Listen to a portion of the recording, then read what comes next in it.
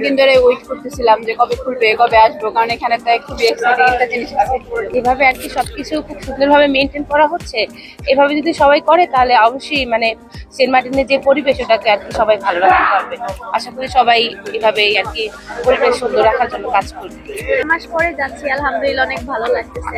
এবারে নিয়ম কানুন গুলো শুনে আরো বেশি ভালো লাগতেছে।